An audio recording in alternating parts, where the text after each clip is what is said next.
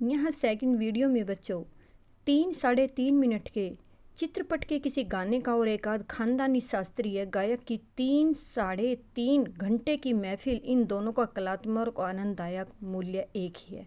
ऐसा मैं मानता हूँ। किसी उत्तम लेखक का कोई विस्तृत लेखक जीवन के रहस्य का विशद रूप में वर्णन करता है तो वही रहस्य छोटे से सुभाषित का या नन्ही सी कहावत में सुंदरता और परिपूर्णता से प्रकट हुआ भी दृष्टिगोचर होता है।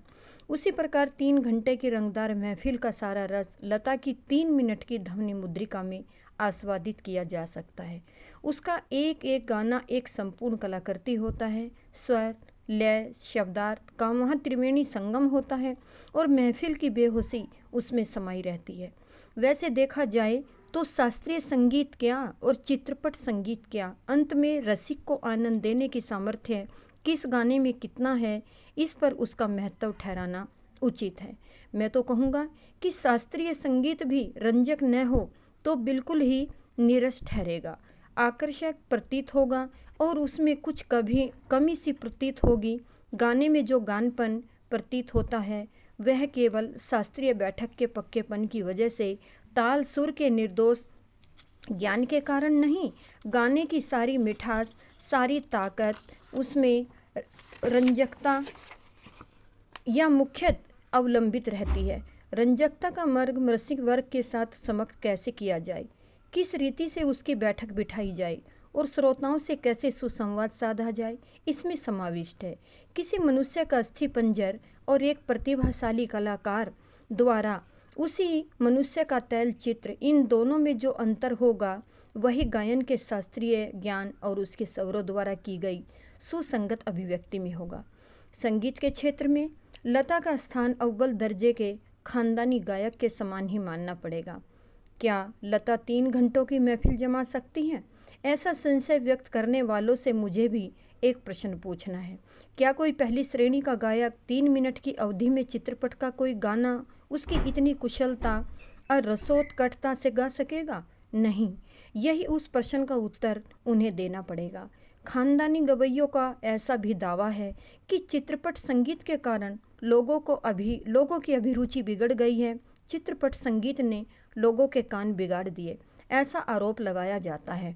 पर मैं समझता हूँ कि चित्रपट संगीत ने लोगों के कान खराब नहीं किए, उल्टे सुधार दिए हैं। ये विचार पहले ही व्यक्त किए हैं और उनकी पुनरुक्ति नहीं करूँगा। सच बात तो यह है, हमारे शास्त्रीय गायक बड़ी आत्मसंतुष्ट वृत्ति के हैं। संगीत के क्षेत्र में उन्होंने अपनी हुक्मशाही स्थापित कर ली है। शास्त्र शुद्धता के कर्मकांड को उन्होंने आवश्यकता से अधिक महत्व दे रखा है।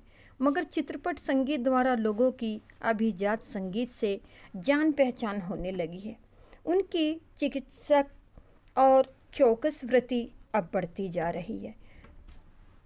केवल शब्द शास्त्र शुद्ध और निरस गाना उन्हें नहीं चाहिए, उन्हें तो सुरीला और भावपूर्ण गाना चाहिए।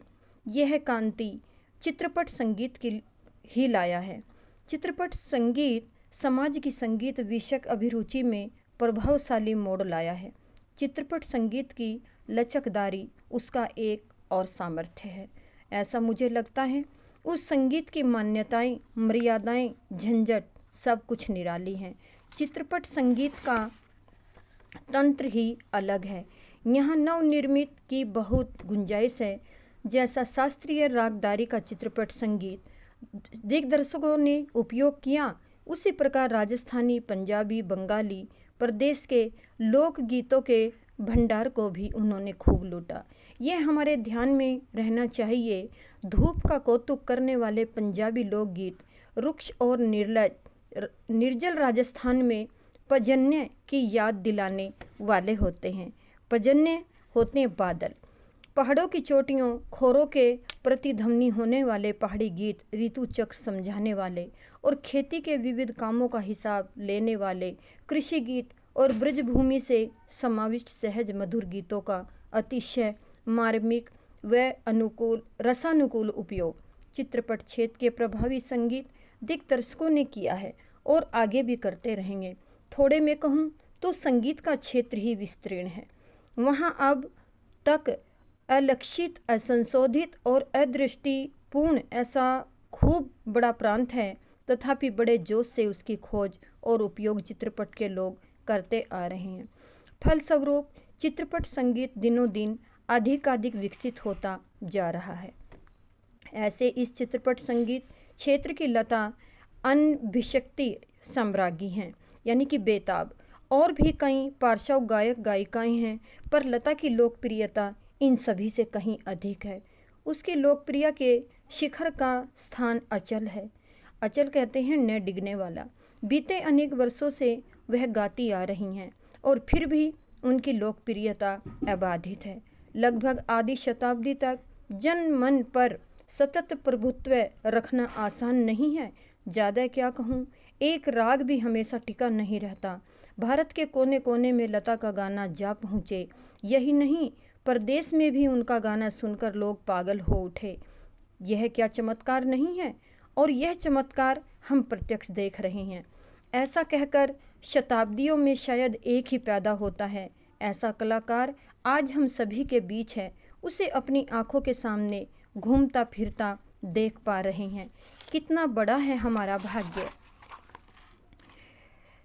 बच्चों, इस कहानी के जो प्रश्न उत्तर हैं वो आपको 1 से लेकर के 6 तक अपनी अभ्यास पुस्तिका में लिखने हैं और याद करने हैं।